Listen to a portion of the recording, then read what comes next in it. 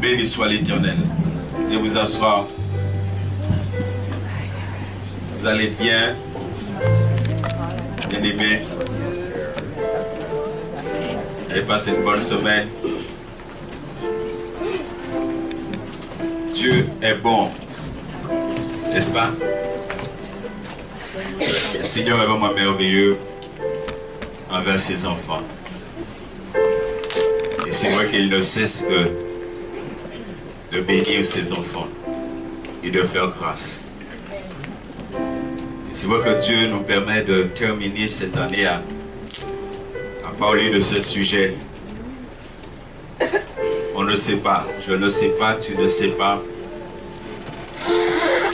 si Jésus, bien qu'il reste quelques jours de l'année encore, mais si Jésus ne va pas revenir en 2020, nous ne savons pas, n'est-ce pas?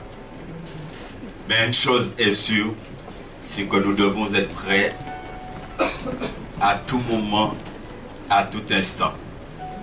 Alléluia. Pour que lorsque la trompette va sonner, que chacun de nous soyons enlevés. Que nous puissions aller à la rencontre du Christ dans les airs, comme dit la parole de Dieu. Alléluia. Béni soit l'Éternel. Un jour, tu vas rejoindre le Christ dans les airs. Tu vas flotter avec le Christ dans les airs. Ce que l'homme a montré à travers Superman, toi, tu vas le vivre. Ça va être réel, ce ne sera pas de la fiction. N'est-ce pas? Parce que c'est ce que la Bible dit. Il dit, nous irons à ça. Pas qu'il va venir, il va poser les pieds sous la terre. Non, c'est nous qui irons à sa rencontre. Mais tu iras à sa rencontre où? Dans les airs. Alléluia. Béni soit l'Éternel. Et c'est pourquoi c'est important. Je sais que dimanche dernier, Dieu nous a bénis. Il y a des personnes, Dieu a vraiment touché. Parce que c'est vrai, lorsqu'on parle de la croix, lorsqu'on parle de ce que le Christ a subi pour nous, lorsqu'on parle du prix que le Christ a payé, le Seigneur, il bénit. Il bénit ses enfants. Alléluia. Et frères et sœurs, c'est important. Comme nous l'avons déjà dit aujourd'hui, beaucoup d'églises, on ne parle plus de la sainteté. On ne prêche plus sur le péché. Ça veut dire que vraiment que le diable a fait un travail. Parce que s'il y a un message qu'on doit maintenir jusqu'à la fin, c'est bien le message de la croix. Et qu'il faut toujours parler du péché pour que le peuple de Dieu vit dans la sainteté. Béni soit l'Éternel. Donc dimanche dernier, on a parlé de la conséquence du péché sur le Christ. Et j'espère que vraiment vous avez retenu les choses. Vous avez compris, nous avons compris à quel point le Christ a souffert à cause de nos péchés. Toutes les souffrances, les maltraitances qui lui a été infligées. Les choses que nous avons vues, que ce n'est pas l'homme qui a décidé ça pour lui, mais son propre père. Son propre père a décidé de le faire souffrir. Son propre père a décidé de le maltraiter. Et qu'on a vu cette parole dans Ésaïe. Il a plu à l'Éternel de le briser. Son propre père.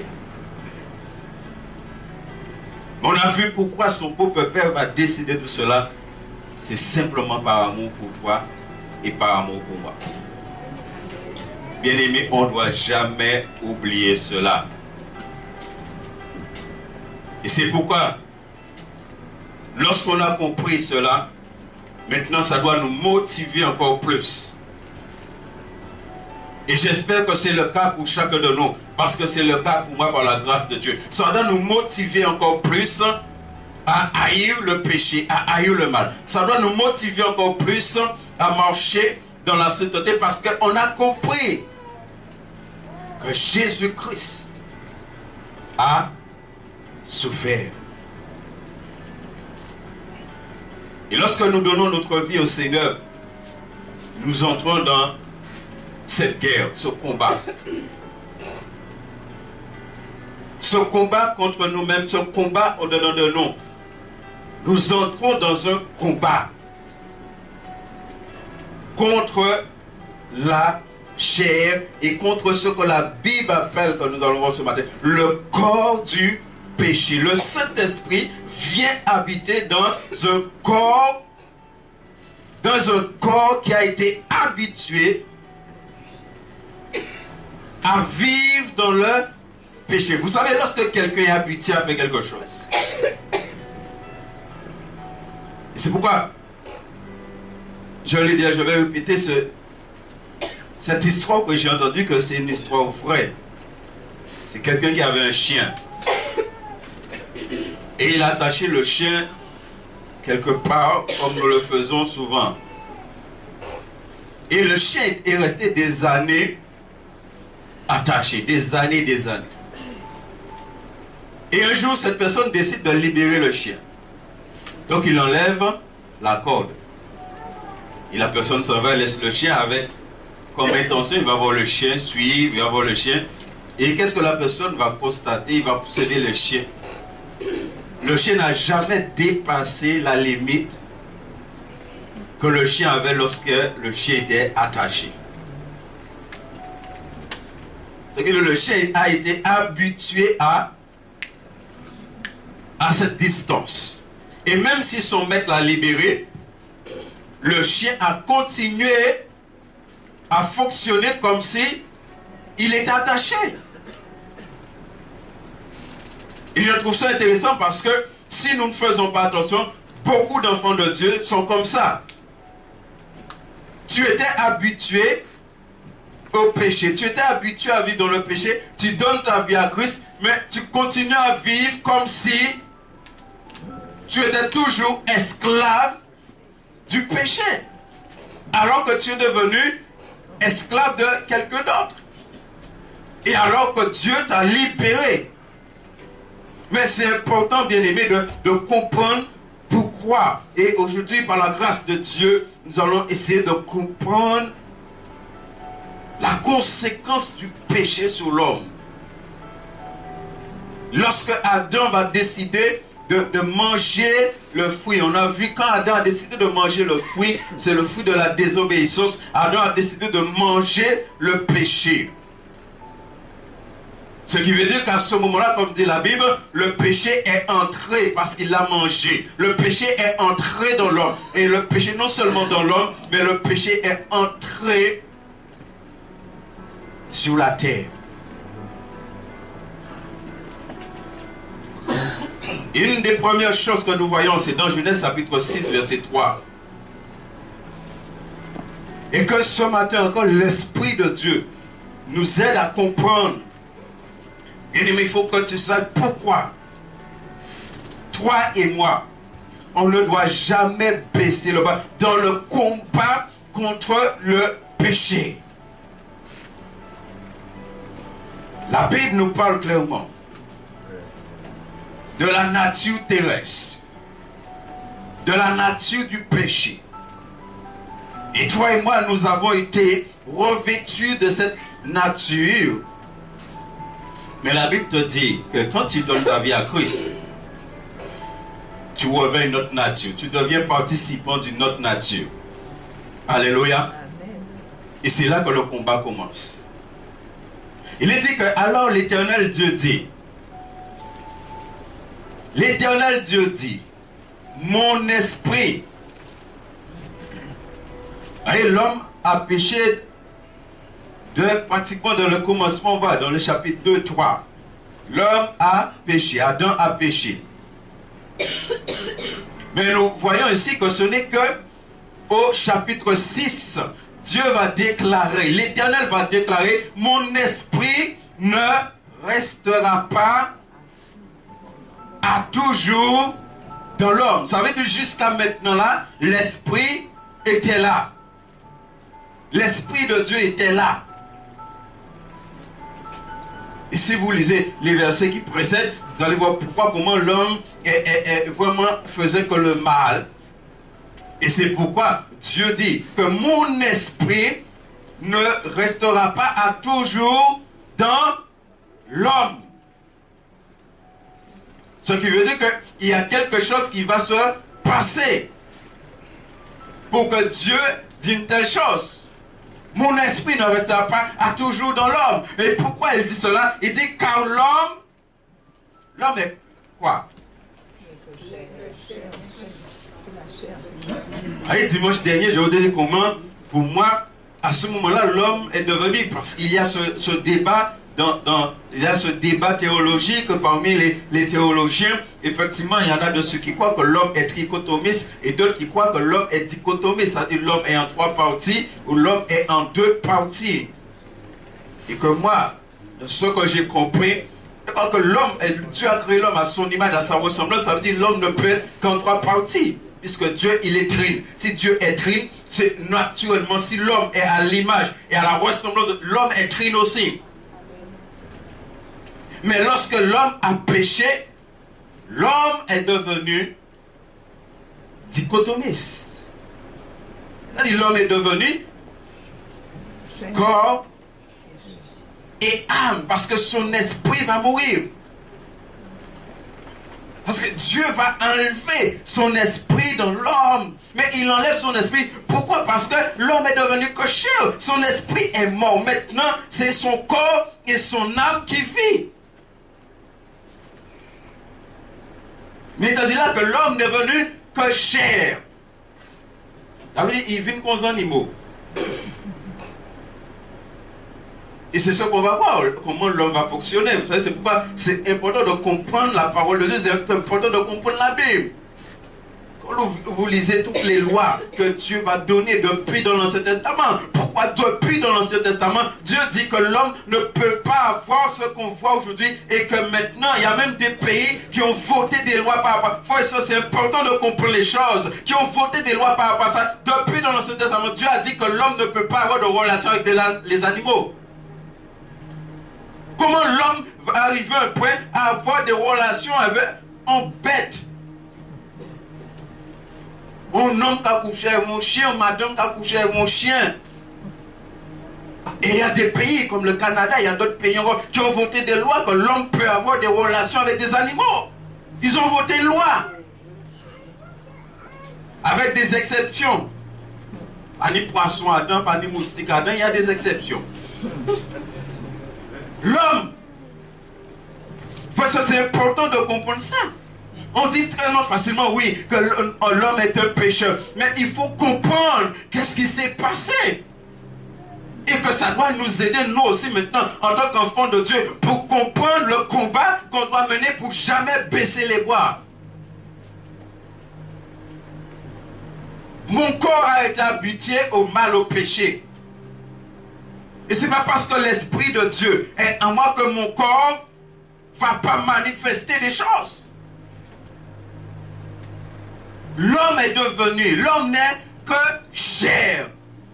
L'Esprit n'est plus là. Son esprit ne vit plus. C'est l'Esprit qui avait le contrôle. C'est l'Esprit qui avait l'autorité. Mais l'Esprit est mort. C'est là que moi je crois qu'à ce moment l'homme est devenu dichotomiste. Parce que plus tard c'est lorsque l'Esprit de Dieu va revenir en nous et va ressusciter notre esprit qu'on redevient trichotomiste. Ça donne 3 parties. Parce que l'Esprit maintenant va reprendre le dessus. Béni soit l'Éternel. L'homme sont animaux. Ça dit que l'homme maintenant, quand la Bible dit que l'homme est devenu que chair, ça dit maintenant l'homme va avoir un fonctionnement non divin. Adam, avant de pécher, avait un fonctionnement d'en haut. Il avait un fonctionnement qui venait de Dieu. Parce que Dieu habitait pleinement en lui. Ça dit maintenant l'homme n'est que chair, l'homme va avoir une vie terrestre. L'homme a cessé d'avoir une vie céleste, l'homme va avoir maintenant une vie terrestre. C'est la chair qui va le diriger. C'est la chair qui va le conduire. Il va prendre plaisir au désir, au plaisir de la chair. Ce que toi et moi, nous faisions autrefois. Et c'est pourquoi l'apôtre Paul nous dit, moi autrefois, quand il parle de lui, il dit, moi autrefois païen, dans la chair. Parce qu'un païen, il vit selon la chair. Il vit selon ses désirs. Il vit selon ses plaisirs. Quand madame la relève, quand monsieur la relève, il voulait, il prend. Si madame a dit non, si monsieur l'a dit non, ils savent ça puis faire pénir.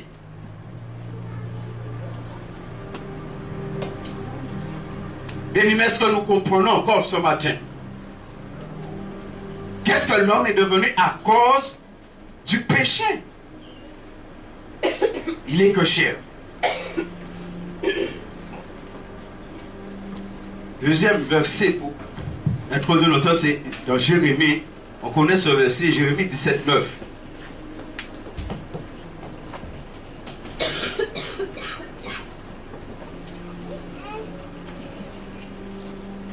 C'est un verset que nous connaissons et qui parle du cœur de l'homme.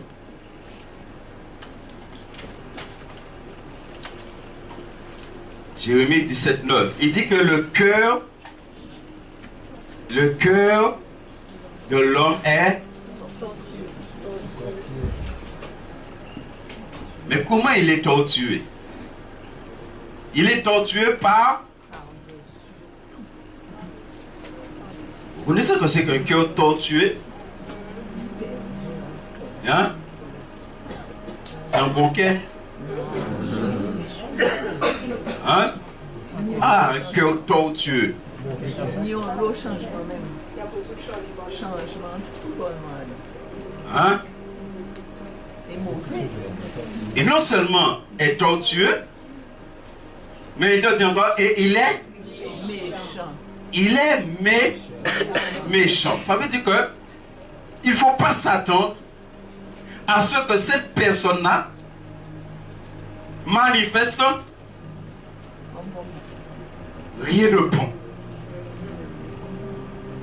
Parce que c'est ce qui nous permet de comprendre pourquoi dans l'histoire de l'humanité et jusqu'à aujourd'hui, il y a eu des hommes comme Hitler, il y a eu des hommes comme Mussolini, il y a eu des hommes comme Saddam Hussein, et il y a eu tous ces hommes-là qui ont fait des choses où quand on regarde ce que ces gens ont fait, ce que certains font aujourd'hui, on dit, mais comment un homme peut faire de telles choses? Comment un homme peut prendre plaisir à massacrer son propre peuple?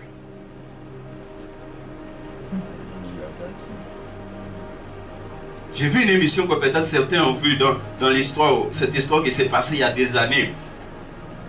Ce combat qu'il y a eu entre les Hutus et les Tutsis. Et j'ai vu une émission sur ça. Comme c'est une émission, je ne sais pas si c'est vrai, mais comme ça a été répété plusieurs fois, alors certainement c'est vrai. Dans l'émission que j'ai vue, tout s'est passé pratiquement en une nuit. En une nuit, frères et sœurs. Tout s'est déclenché. Vous savez, tout ce massacre qui a eu lieu. Mais ceux qui, dans l'émission, ce qui est vraiment quelque chose de bien aimé, c'est pour voir comment il y avait des Hutus qui étaient mariés avec des... Et le mari a tué juste parce qu'elle était Tutsi. Il y a des pères qui ont tué leurs enfants juste parce que leurs femmes étaient Tutsi. Et ils ont tué à coups de sable. Comment des hommes peuvent aller jusque-là? Vous savez, souvent, on fait que dire le diable. Oui, le diable existe. Mais le péché existe dans l'homme. Oui, tu es enfant de Dieu, mais tu as un combat à mener dans ta chair parce que le mal s'est imprégné.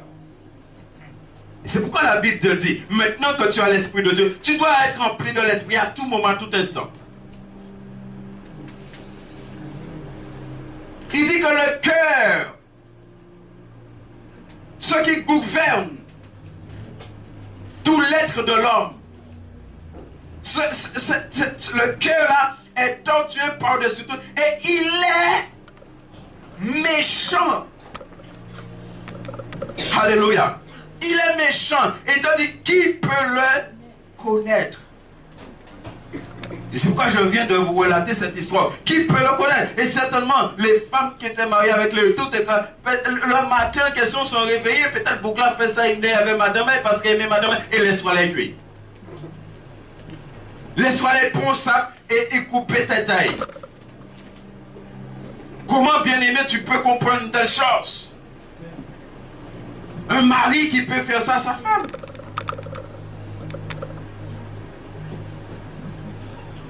Comment tu peux comprendre un père qui va prendre la décision de violer sa fille qui a 3 ans, qui a 5 ans? Comment un homme peut faire cela?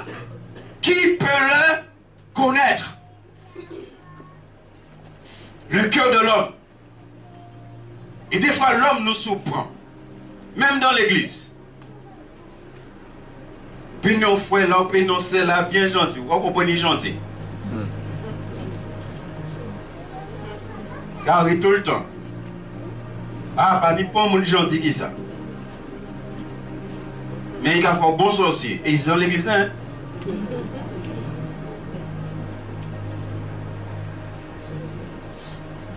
D'ailleurs, moi j'ai rencontré une soeur, qui m'a permis pour prier avec elle. Et elle me disait, elle a vécu ça. Elle a vu quelqu'un, une soeur dans l'église. Elle dit, ah oui, elle m'a dit, elle a même prié. Elle a même prié, elle a dit à Dieu, ah, je voulais ressembler à cette soeur. Et c'est quand elle a prié, elle a fait cette prière, Dieu va lui permettre de voir réellement qui est cette personne-là. Il s'est passé. Et cette personne s'est occupée d'elle. Bien même. Bonne souffrance, bon bitin. Même chercher à marier. Mais pour cela, pas une soeur plus gentille qui s'est carré tout le temps aidé. Là où elle était carré, ah ma soeur, je t'aime. Le cœur, il t'a dit qui peut le connaître. Béni soit l'Éternel. Qui peut le connaître? Et c'est vrai que dans l'église, il peut y avoir des personnes, ah pasteur, je t'aime, pasteur, ceci, mais alors qu'elle a rempli amertumement puis d'habiter le cœur de l'homme.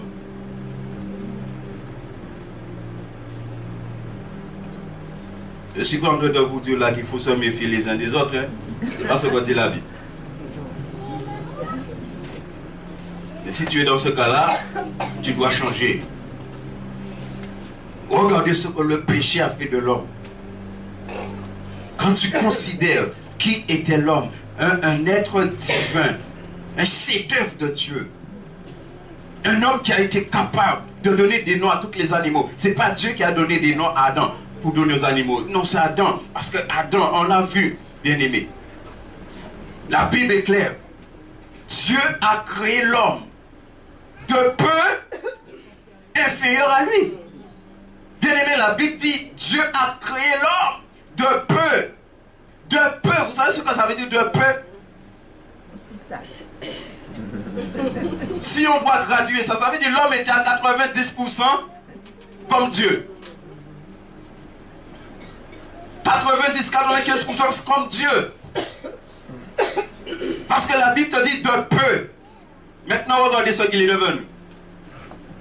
Il est devenu tortueux et il est devenu la conséquence du péché.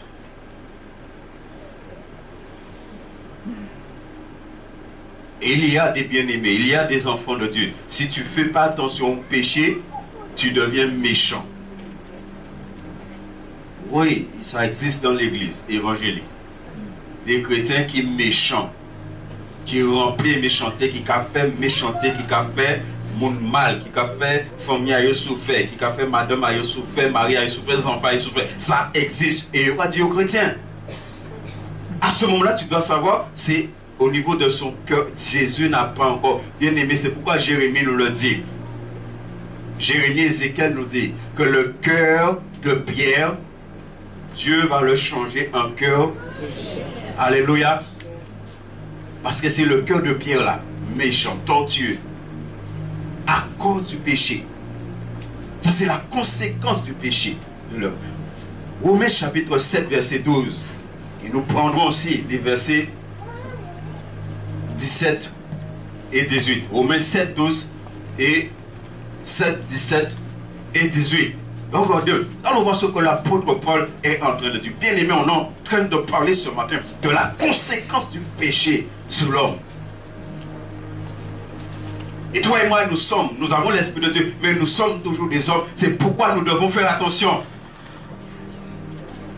Comme ton Dieu est le péché, c'est pourquoi toi aussi tu dois haïr le péché.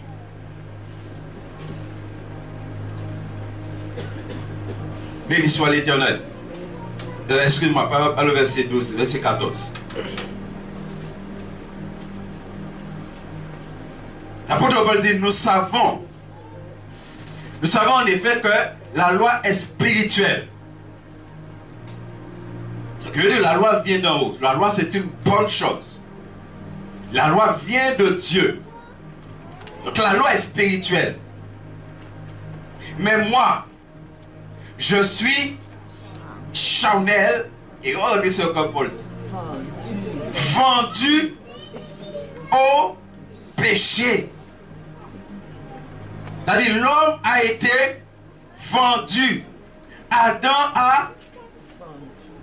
Est-ce que vous vous rendez compte de ça? Qu'est-ce que Adam a fait dans le jardin? Adam, il vend l'homme. Mais il vend l'homme à qui monde?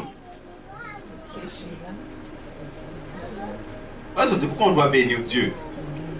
Bien aimé, c'est pourquoi nous devons bénir notre Dieu. Tu as été dans le passé vendu. Et c'est pourquoi la Bible, quand il parle du péché, il dit que l'homme est esclave du péché, c'est normal. Tu as été vendu. C'est quelque chose que nous pouvons comprendre, vous et moi, puisque nous sommes descendants d'esclaves.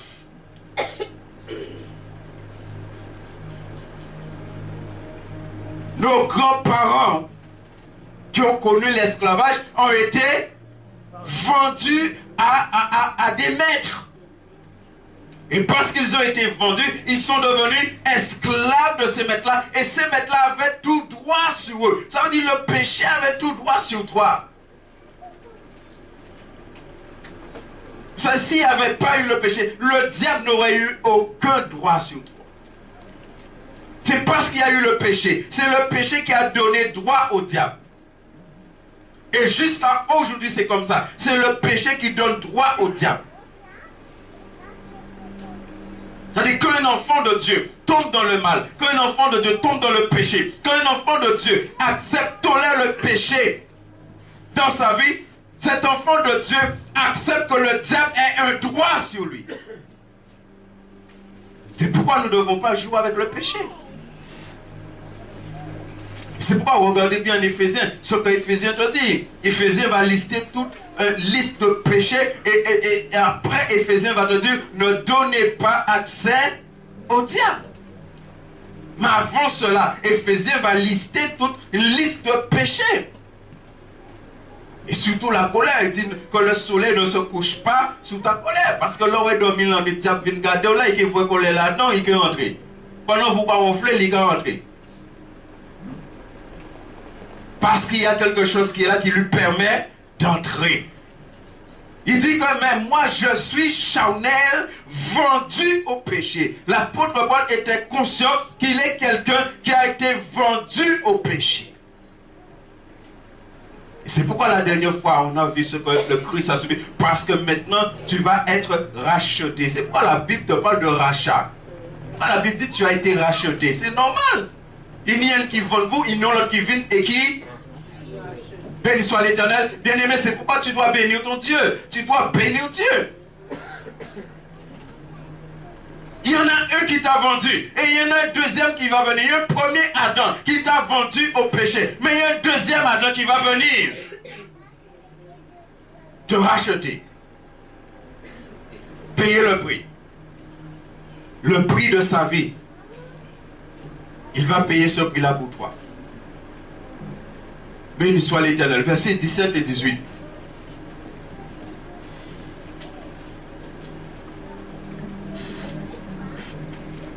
Et Paul dit, et maintenant, ce n'est plus moi qui le fais, mais c'est le péché qui habite en moi. Si vous connaissez le contexte de Romains 7, c'est pourquoi là aussi, Romains 7, il y a un grand débat dans le monde évangélique, il y a un grand débat avec les théologiens, à savoir, quand Paul il parle ici,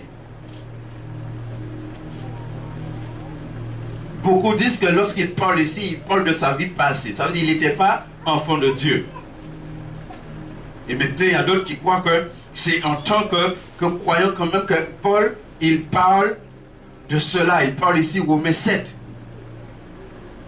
Parce que dans Romains 7, Paul vraiment est en train de décrire la vie de l'homme à cause du péché. Il te dit, mais il le sait, il sait qu'il a été vendu au péché. Il sait que ce qui est bon, il dit, ce qui est bon n'habite pas en lui. Mais c'est le péché qui habite. Le péché a fait sa demeure. Ben là, la Bible ne te parle pas d'esprit, hein, il ne te parle pas de démon là, il te parle du péché. Il faut être sûr, lorsque toi et moi, nous sommes face au mal, lorsque nous sommes face aux tentations,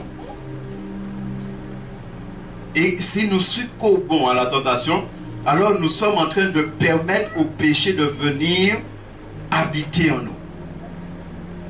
Je permets au péché de venir habiter en moi à nouveau.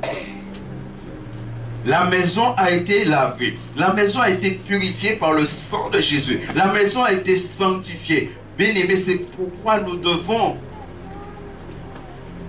Et Hébreu nous dit même que nous devons lutter, nous devons combattre jusqu'au sang contre le péché. Parce que le péché détruit l'homme.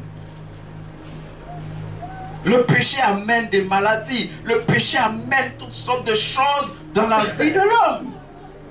Regardez ce que l'homme est devenu. Une habitation de péché de mal. Verset 18. Ce qui est bon, je le sais, n'habite pas en moi. Alléluia. Est-ce que ce matin, il y a quelque chose de bon qui habite en toi? Est-ce qu'il y a quelque chose de bon qui habite en toi ce matin? Est-ce que tu es conscient ce matin qu'il y a quelque chose de bon qui est en toi?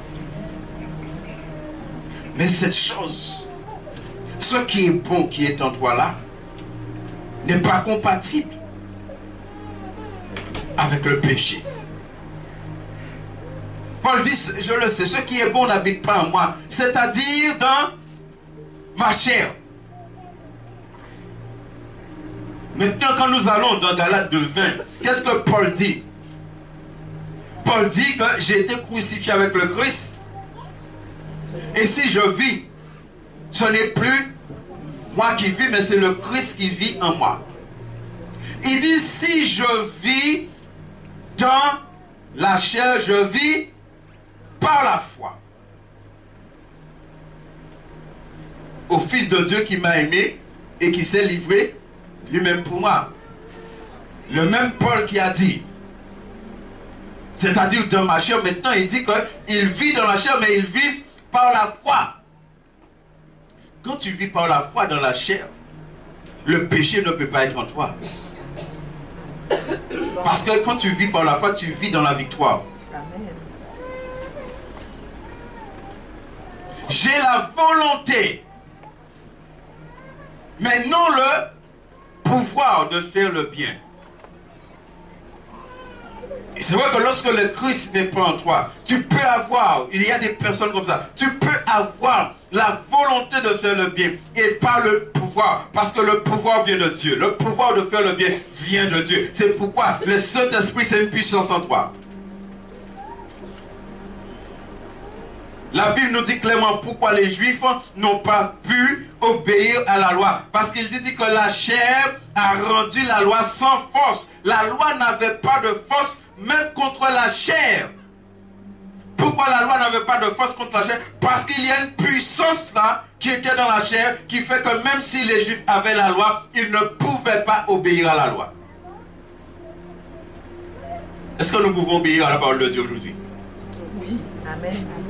C'est-à-dire tu dois comprendre maintenant la différence. Tu dois comprendre maintenant que le péché n'a plus cette puissance, le péché n'a plus ce pouvoir sur toi. Et si tu as été libéré de cette puissance, si tu as été libéré de ce pouvoir, tu ne peux pas accepter à nouveau de te remettre sous ce joug. Parce que si Dieu nous parle du péché, ce n'est pas sans raison. Toi et moi, on ne peut pas dire que Jésus revient bientôt et ne pas vivre une vie de sainteté. S'il y a des églises où on ne prêche plus sur le péché, on ne prêche plus sur la sainteté, et que nous, si Dieu nous permet de parler du péché, de parler de la sainteté, tu dois bénir ton Dieu. Tu dois bénir ton Dieu. Parce que c'est une grâce. Et c'est une grâce que tout le monde doit connaître. Parce que Jésus revient bientôt.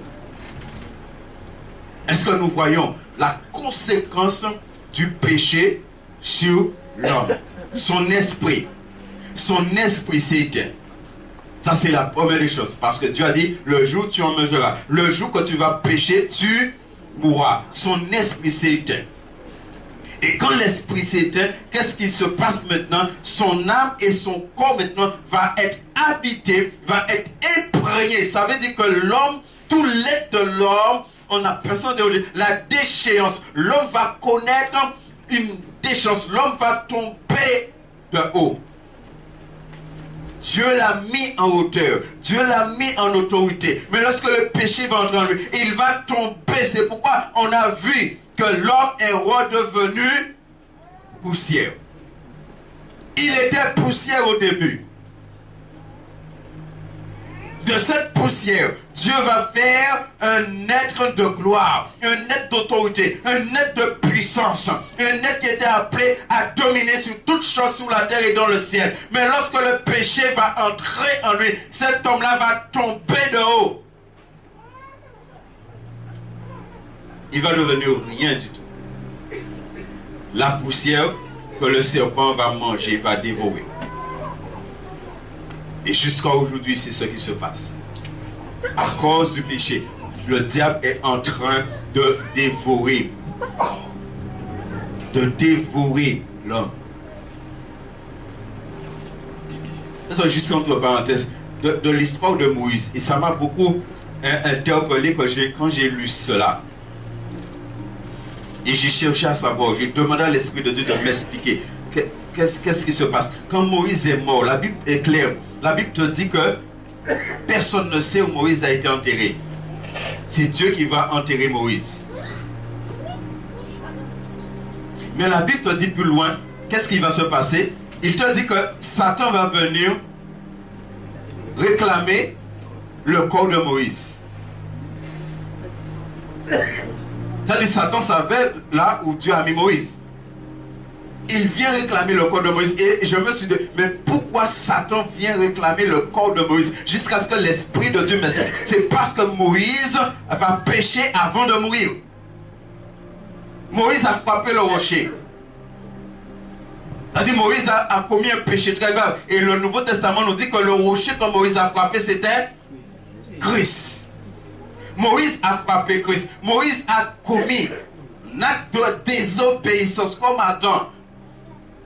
Et il va mourir avec ça. Et quand il va mourir avec ça, alors maintenant Satan qui sait qu'à cause du péché, il a un droit, alors il vient réclamer son dû.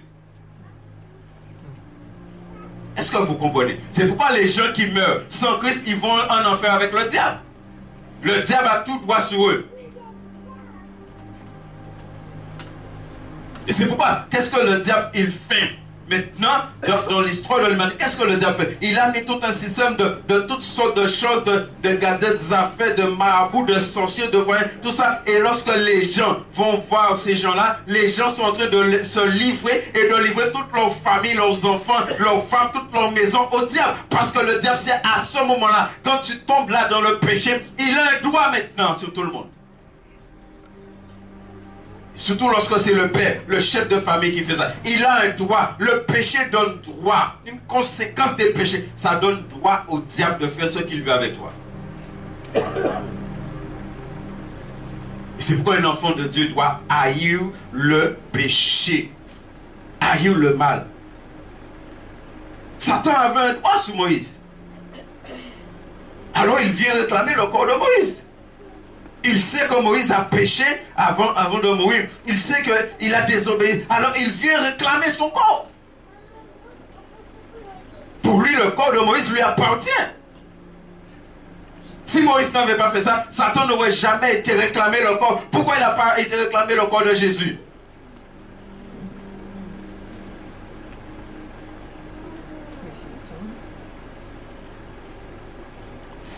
La conséquence du péché. Bien-aimé, c'est pourquoi la Bible est claire. Vous et moi, nous devons faire attention à ne pas à nouveau éteindre le Saint-Esprit que Dieu nous a donné. Le péché éteint l'esprit. Un chrétien qui tombe dans le péché, une église qui tombe dans le péché et qui reste dedans, le péché éteint l'esprit. Le péché amène dans la mort. Nous connaissons le passage dans l'Apocalypse de cette église. Il y a une église, le Seigneur parle clairement. Il y a une église, le Seigneur dit clairement qu'il y a de ceux qui sont morts. Et il y a de ceux qui sont en train de mourir. Voilà, le Seigneur parle de ceux qui sont morts. S'il dit de ceux qui sont morts, ça veut dire que ces personnes-là, Dieu les avait donné la vie. Dieu les avait ressuscités. Mais ils ont laissé le péché les atteindre encore. Alors le péché les a tués. Parce qu'on a vu la dernière fois, la Bible est claire, le salaire du péché, c'est la mort. C'est-à-dire, Dieu t'a ressuscité. Tu ne peux pas permettre que la mort puisse venir t'atteindre à nouveau. C'est pourquoi Joseph, il va fuir, il va courir devant le péché. En tant qu'enfant de Dieu, est-ce que tu fuis? Est-ce que tu cours quand le péché vient devant la porte de ton cœur? Est-ce que tu dis non? Est-ce que tu dis, je refuse de pécher contre mon Dieu? Parce que je sais que le salaire du péché, c'est la mort. Si je laisse le péché m'atteindre, alors je laisse la mort m'atteindre.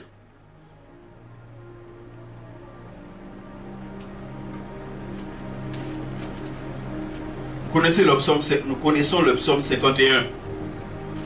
Le psaume 51, verset 7. David nous parle. Et David dit quelque chose. Toujours concernant la conséquence du péché.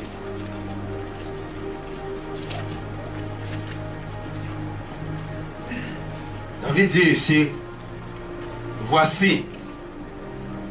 Regardez comment David il parle. Il dit, je suis né dans le péché, dans la faute. Il est né dedans. Et l'apôtre Paul nous a dit combien cela habite en lui. Il est né dedans. Et non seulement ça, mais David dit, et ma mère m'a conçu dans le péché. Il est né dedans. Il est né dedans. Il est né dans le péché. Il est né dans la faute. Il est né dans l'iniquité. Il est né tout entier dedans. Et sa mère l'a conçu dans le péché. C'est pourquoi quand quelqu'un vient au monde, tu viens au monde en tant que pécheur. Tu ne viens pas au monde en tant qu'enfant de Dieu. Tu viens au monde en tant que pécheur. Et c'est à un moment donné, tu as une décision à prendre avec Dieu pour passer d'état de pécheur à enfant de Dieu. Ça veut dire à état de saint. Et c'est pourquoi quand tu as donné ta vie au Christ, tu n'es plus un pécheur. Tu es un saint. Et David était conscient de cela.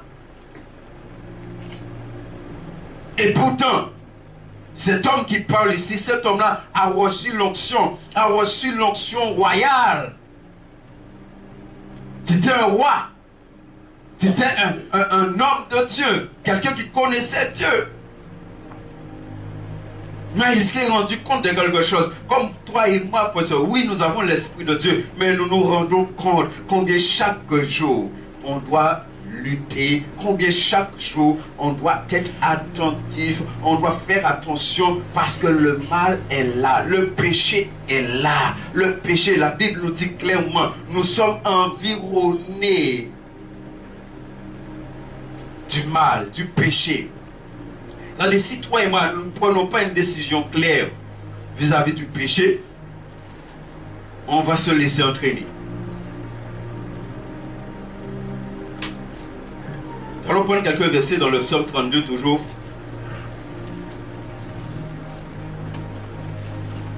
Et là, on a parlé du péché un peu dans un sens général de l'homme, de la conséquence sur l'homme, comment l'homme est devenu à cause de cela. Mais aussi il y a, en tant qu'enfant de Dieu, si on parle de ces conséquences générales sur l'homme, comment l'homme est devenu à cause du péché. Mais en tant qu'enfant de Dieu maintenant,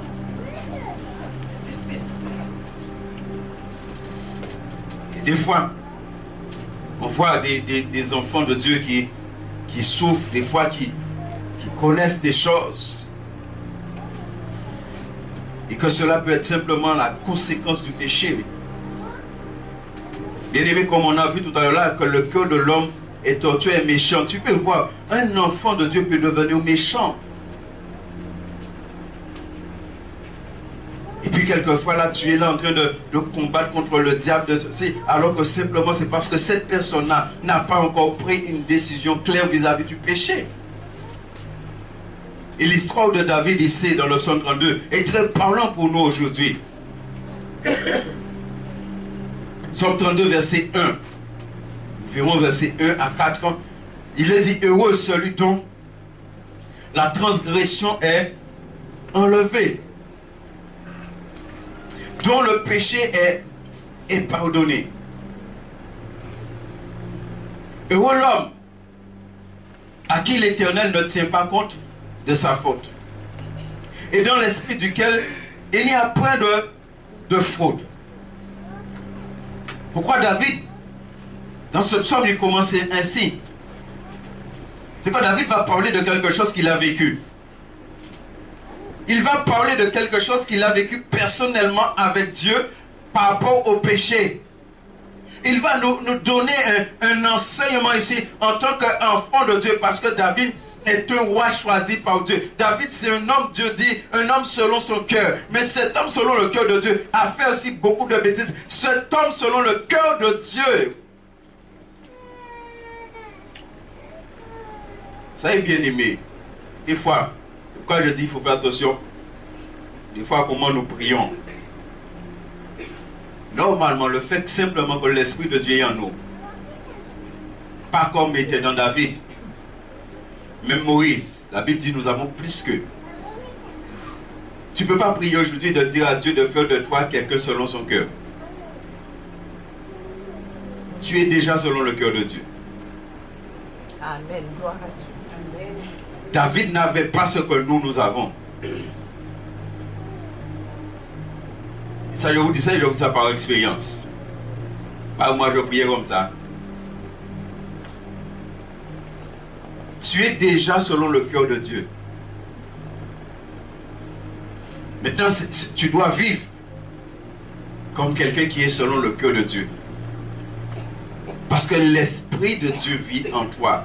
Tu as été rempli du Saint-Esprit. David, Moïse, toutes ces personnes-là n'ont jamais été remplis de l'Esprit comme nous sommes remplis de l'Esprit. Ou comme nous pouvons être remplis du Saint-Esprit. Si tu es rempli du Saint-Esprit, comment tu peux aller prier, de dire à Dieu de faire de toi quelqu'un selon son... Alors que tu es rempli de l'Esprit depuis tes cheveux jusqu'à la plante de tes pieds. Qu'est-ce qui a manqué encore? Non mais il a manqué, qui vit encore pour selon le cœur de Dieu? Est-ce que vous comprenez bien? Mais des fois, il dit chrétien, il va prier, Seigneur, je veux être selon ton cœur. Non, bon, déjà, bon, tout ça est bon. C'est à toi de vivre comme Dieu te demande.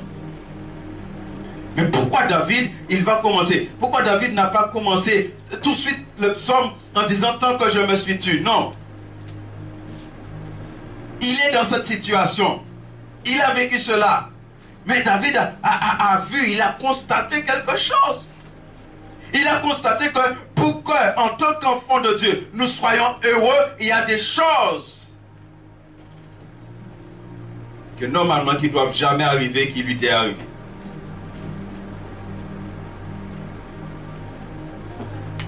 Et surtout bien aimé. Parce que c'est le cas de David ici. David est dans la rébellion, dans la désobéissance. Parce qu'il a péché. Et comme beaucoup de chrétiens aujourd'hui, il met du temps à entrer dans le pardon, à demander pardon à Dieu. Alors comme conséquence du péché, qu'est-ce que David a constaté? Verset 3. Il dit, tant que je me suis tué, mes os se consumaient. Vous savez qu'est-ce qui consume les choses? Feu. Allez, il y avait un feu qui était là. Comme brûlant au-dedans de lui. Comme en train de détruire ces os-là. Il y avait un feu qui était là. Parce que David dit, mes os se consumaient. C'est-à-dire, David intérieurement, il était en train de vivre la destruction intérieurement. Juste parce que il a péché et il ferme sa bouche. Ça veut dire là, il ne confesse pas ses péchés. Il ne rentre pas dans la repentance.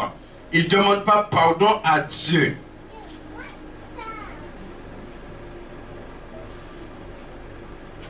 Et deuxièmement, David dit, je gémissais. Pendant un temps, je gémissais toute la journée. Est-ce que vous comprenez la situation de David ici?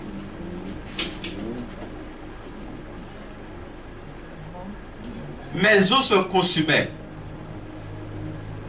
Et je gémissais. Il y a deux choses ici, bien-aimés, qui est en relation avec l'enfer.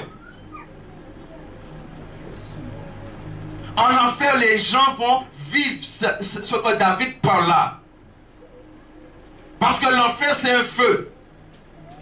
Un feu qui va consumer les gens parce que les gens vont mourir dans le péché. Un feu qui va consumer des personnes qui étaient dans l'église et qui n'ont pas vécu dans la sainteté. Et ils seront dans un feu qui va les consumer. Un feu qui ne s'éteint pas. David a eu l'avant-goût, il a connu ça. Intérieurement, il a connu ça.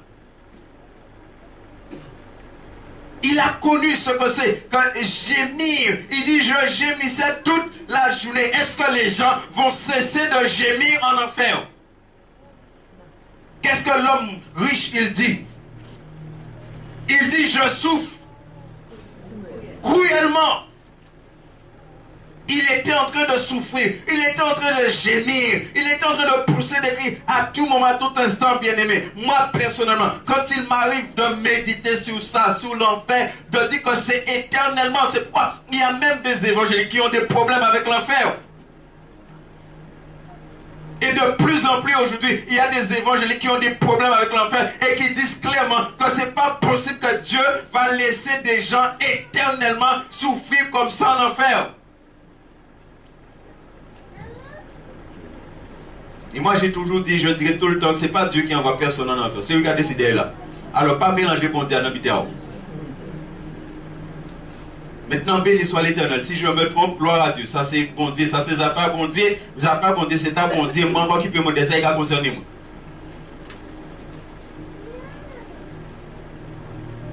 Vous ne pouvez pas si la terre, bon Dieu qui a parlé bas.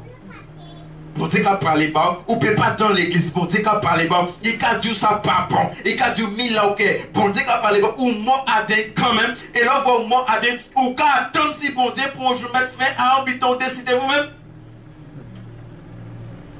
Oui, Dieu est un Dieu de grâce. Oui, Dieu est un Dieu de compassion. Mais ce n'est pas lui qui t'a envoyé là. La Bible, il n'est pas écrit dans la Bible que l'enfer a été créé pour l'homme. Il est écrit dans la Bible que l'enfer a été créé pour le diable. Ça, c'est la place du diable. Mais Dieu ne t'a pas appelé à aller là. David, il a connu ça. Il a connu ce feu qui le consumait intérieurement. Et les gens en enfer, ils vont connaître cela. Ils vont être consumés intérieurement. Ils vont être consumés extérieurement. Ils vont gémir. Et David dit toute la journée. Ça veut dire eux, ce sera éternellement. Bien aimé, je dis comment nous pouvons connaître ces choses-là et toujours continuer à ne pas prendre au sérieux notre vie chrétienne, notre marche dans la sainteté. C'est pourquoi maintenant, là, moi, je suis catégorique. Bon, dis-moi pendant un an prêcher sur le péché, pendant un an, j'aurais tant de moins.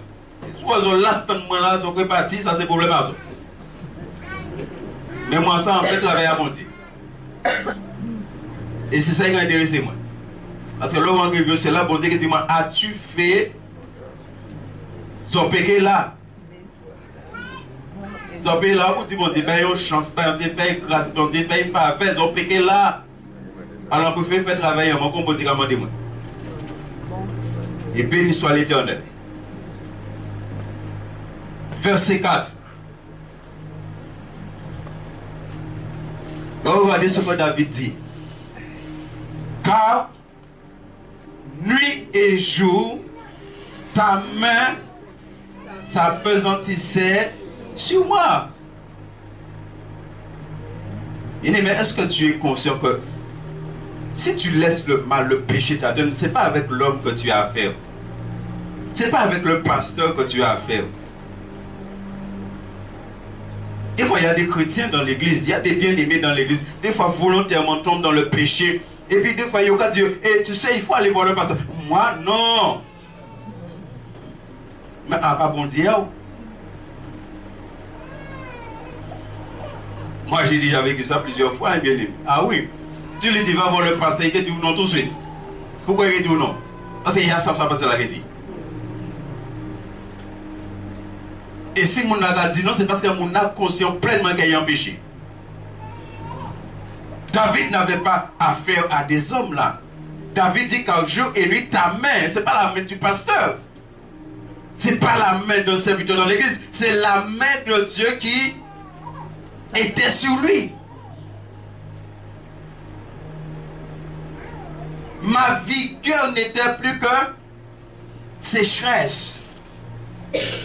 Mais David parle de sa vigueur. Et c'est pourquoi tu peux être dans l'église. Et si tu es dans le péché, tu vas dessécher. Parce que je ne suis pas meilleur que personne. Moi, son combat va mener moi entre au ciel. Mais c'est vrai, des fois, on rencontre des personnes qui se disent enfants de Dieu. Des personnes qui se disent être dans le Seigneur. Et tu les regardes, tu vois rien. Tu vois pas la lumière en eux. Tu vois rien.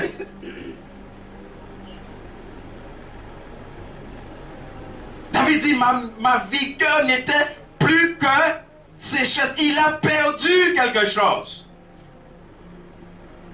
Il a perdu quelque chose. Il a perdu quelque chose qu'il avait avant, mais il a perdu cette chose parce qu'il est tombé dans le péché et il reste dedans. Il prend du temps. David a mis 1 année pour se repentir. Et Dieu va lui faire grâce parce que Dieu va envoyer Nathan vers lui. Mais David, en tant que roi, David connaissait la loi. Et tellement bien il connaissait la loi. Regardez bien, entre parenthèses, regardez bien la stratégie qu'il va mettre en place lorsqu'il va se rendre compte que la femme est tombée enceinte pour lui. Regardez bien la stratégie qu'il va mettre en place. Parce qu'il connaissait la loi. Il sait très bien qu'il a commis l'adultère. Alors il veut réparer l'adultère en faisant tuer le mari de la femme. Mettre monsieur devant. Pour ça, il souhaite certains l'autre armée là venir là, pour même ne que tu es misé. Là, il devant. Mais David avait affaire avec Dieu.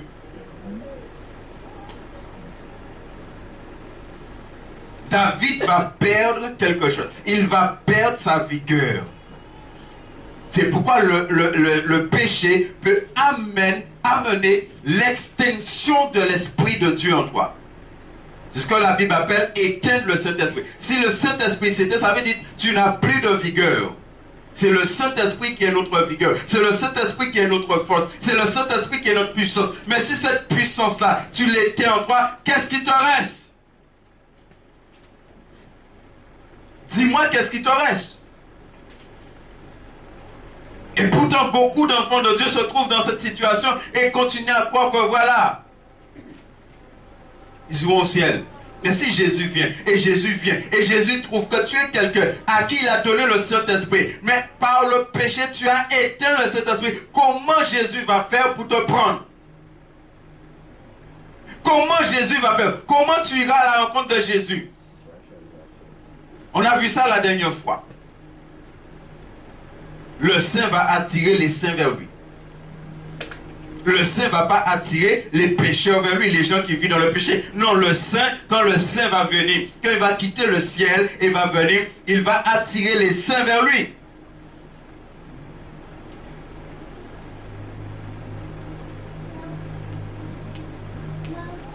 Ma vigueur n'était plus que sécheresse, comme celle de l'été. Nous sommes aux Antilles. Nous avons les carême. Les carême, qu'est-ce qui passe? Et des fois, nous avons dit, wash ka sorti en terre. Tellement sécheresse là, putain. Est-ce que vous vous rendez compte de ce que David a vécu ici à cause du péché? Voyez la conséquence du péché sur la vie de David, qui est un homme de Dieu, qui est un homme qui a reçu 3 fois l'onction. Un homme qui a reçu l'onction, c'est-à-dire qui a reçu le Saint-Esprit depuis sa jeunesse. La Bible te dit, lorsque Samuel est venu et a oint David, la Bible te dit, l'Esprit est rentré dans David et l'Esprit n'a plus quitté David. C'est-à-dire, on parle là de quelqu'un qui a l'Esprit de Dieu, qui a le Saint-Esprit. On ne parle pas là d'un païen. On parle d'un homme, d'un serviteur de Dieu. On parle de quelqu'un qui a reçu l'onction royale. Regardez son état. Ça veut dire que si toi et moi, nous acceptons le péché en nous, nous allons connaître cet état-là. C'est pourquoi, bien aimé, nous avons 1 Jean 1,9. La Bible, que dès que tu es tombé dans le... Tout de suite, tu dois te repentir. Tu ne peux pas rester. Le problème avec nous aujourd'hui, c'est que nous savons nous d'éviter en vie, nous qui pas bon, mais nous qu'à garder quand même. Nous sommes nous des fonctionnements qui ne sont pas bons. Nous sommes nous des caractères qui ne sont pas bons. Qui nous qu'à garder quand même.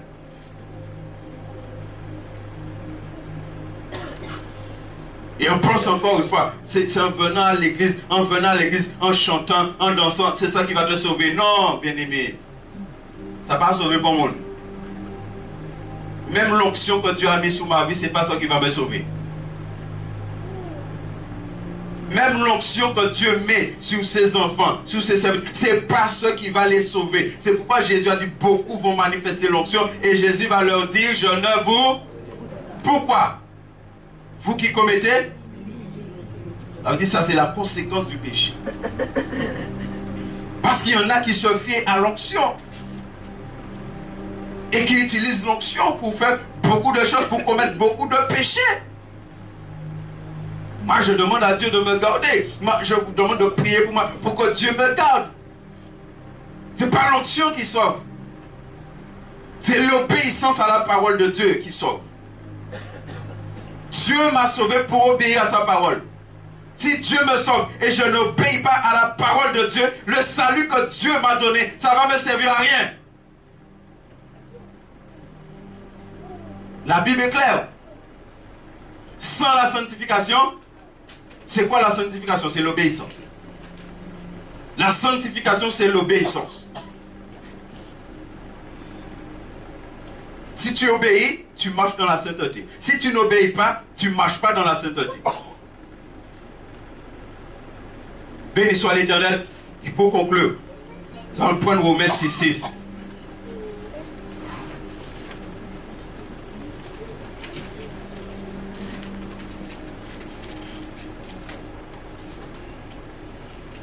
Et que nous devons bénir notre Dieu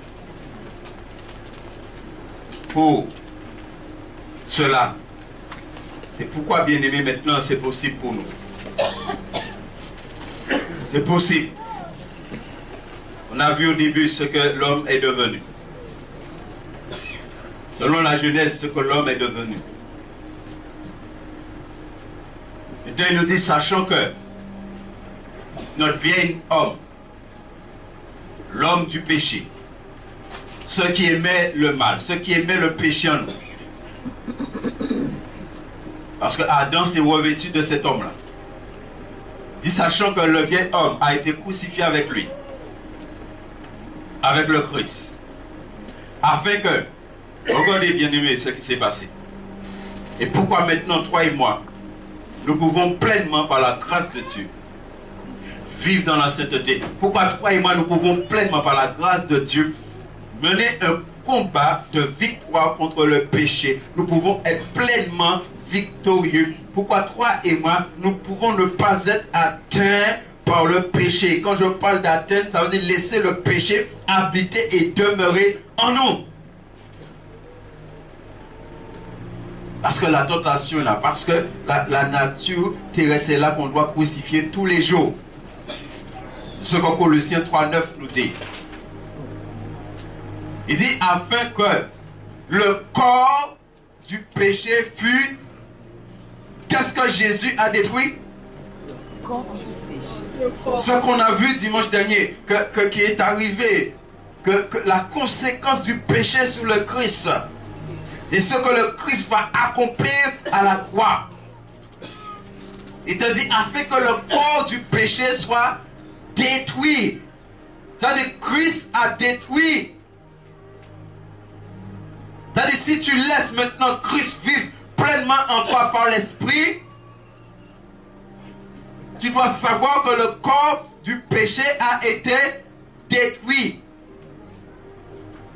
Dans une autre version que je préfère, il dit réduit à l'impuissance. Le corps du péché a été réduit. Pourquoi j'aime bien cela dans ma version? Afin que ce corps de péché soit réduit à l'impuissance. Ça veut dire ce corps du péché là, par la venue du Saint-Esprit en toi, ce corps du péché là, où l'Esprit de Dieu vit, habite, a été réduit à l'impuissance. Et tu dois confesser cela, tu dois proclamer cela, tu dois dire que mon corps de péché là a été réduit à l'impuissance. Tu n'as plus de pouvoir sur ma vie. Je ne suis plus esclave. Ça ne doit pas être simplement un chant que nous chantons, mais ça doit être une réalité. Je ne suis plus esclave du péché parce que mon corps de péché là a été réduit à l'impuissance par le Christ. Le Christ à la croix a triomphé de mon corps de péché. Il a triomphé de cela. Christ l'a détruit. Christ l'a réduit à l'impuissance. Ça fait plus de 2000 ans que Christ nous a acquis cette victoire. C'est pourquoi aujourd'hui, bien aimé, oui, un enfant de Dieu peut pleinement vivre. Matthieu chapitre 5 verset 48, la Bible te dit, soyez donc parfaits comme votre Père Céleste est parfait. Oui, c'est possible parce que le Christ a accompli cela pour moi à la croix. C'est comment maintenant je laisse le Christ vivre en moi. Il te dit pour que nous ne soyons plus esclaves du péché.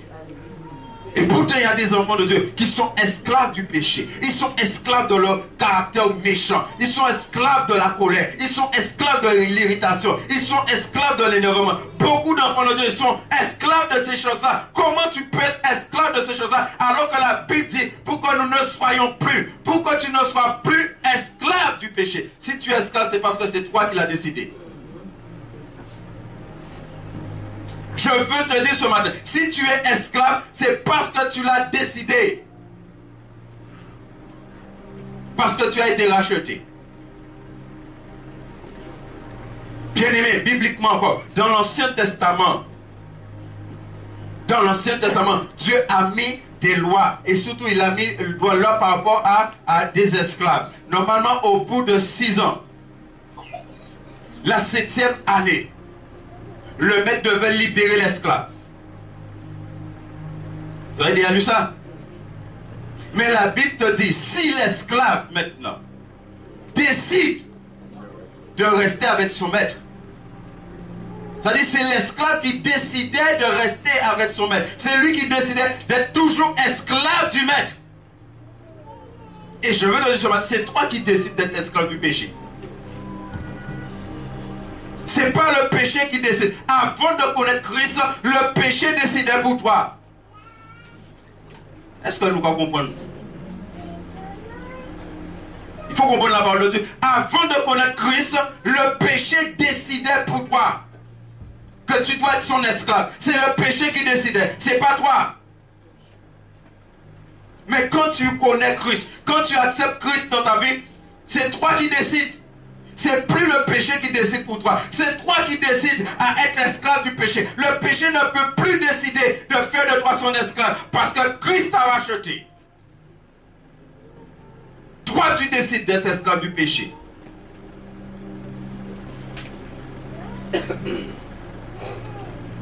Comme je le disais hier, parce que c'est des choses que Dieu me permet de comprendre.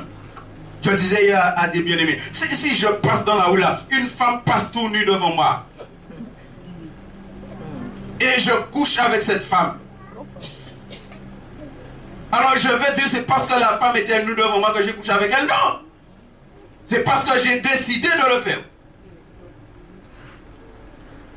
Parce que des pieds envoyés normalement c'est... C'est couille.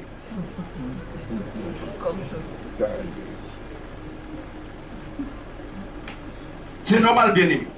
Aujourd'hui, le péché ne peut plus décider de faire de toi son esclave. C'est fini, ça. Mais toi, oui.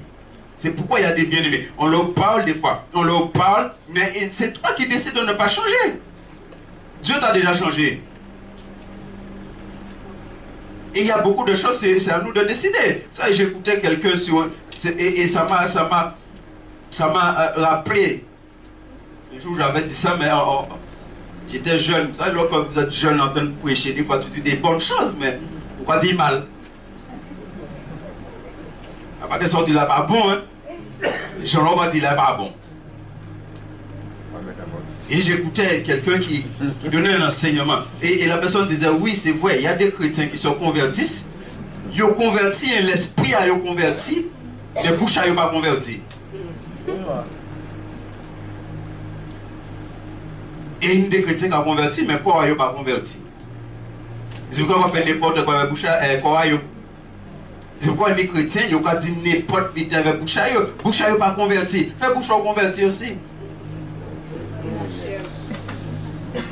Des chrétiens convertis, mais pensez à eux pas convertis. Il faut convertir pensée à eux. C'est pourquoi il y a toute qualité de pensée pure à deux. Parce que pensée à eux pas convertis. Là, la Bible dit que tout ce qui est pur, vrai, soit l'objet de vos pensées. Ça veut dire faire penser à convertis. Vous pouvez convertir, mais est-ce que bouche est converti? Est-ce que langue est converti? Et c'est pourquoi vous pouvez dire converti, mais bouche va dire n'importe quoi. Vous pouvez parler n'importe quel genre. Bouche pas converti, converti bouche.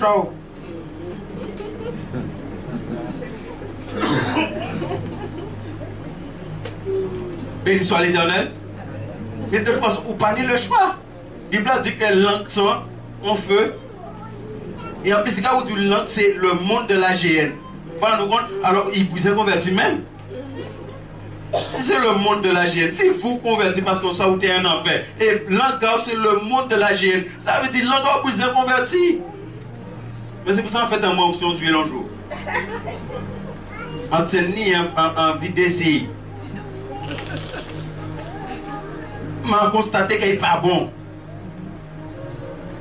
Pourquoi essayer pas de dire mais que Dieu soit glorifié. Je crois que vous avez compris. Et il soit l'Éternel. Alors si nous n'avons pas dans la bouche, on pas converti. Converti bouche. Est-ce qu'on se rend compte pourquoi des fois il y a des chrétiens qui ne vivent pas comme Dieu leur demande? Le péché. Le péché, c'est quelque chose, frères et sœurs. Le péché, c'est une puissance. C'est pourquoi Dieu a envoyé une puissance en nous pour détruire cette puissance-là. C'est pourquoi il y a une puissance d'en haut qui est venue pour détruire cette puissance-là. Jésus de Nazareth. Il a le corps, le vieux homme a été crucifié avec lui. C'est-à-dire, quand Christ a été crucifié à la croix, c'est pourquoi moi je me permets de dire, l'homme a crucifié Christ et Christ a crucifié la chair. Christ a crucifié la vieille nature, le vieux homme. Il l'a crucifié. Parce que Dieu l'a revêtu d'un corps semblable à celle du péché. Alors Jésus va crucifier ce corps-là. Cette chair-là, il va le crucifier et pour que le corps du péché soit réduit à l'impuissance. C'est-à-dire, il y a plus de 2000 ans, Jésus t'a donné la solution. Alors, fais-nous arrêter de dire qu'on a là, la chair est faible. En bien vraiment, en paye pas.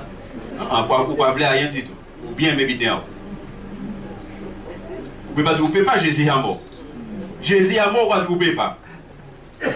La base de paye pas, c'est chien, nous ne payez pas. Oh non, je ne paye pas. Quand il ne paye pas, viens là. 10 000 ans, Jésus font bien. Vous ne payez pas. Vous ne payez pas qui vient. Jésus il a fait bon, vous ne payez pas. Et quand vous faites bon, vous payez. Hein? Non, est-ce que nous comprenons nous? Ça veut dire qu'on a l'homme qui a arrêté avec ça. On ne paye pas, on ne paye pas, on ne paye pas qui vient. Joseph, quand le péché est venu, il a dit non, je ne vais pas pécher contre l'Éternel. Terminé. Aujourd'hui, nous devons dire la même chose. Je refuse de pécher contre mon Dieu. Je refuse de pécher contre l'Esprit de Dieu qui est en moi. Je refuse d'attrister le Saint-Esprit en moi. Je refuse. Nous allons prier.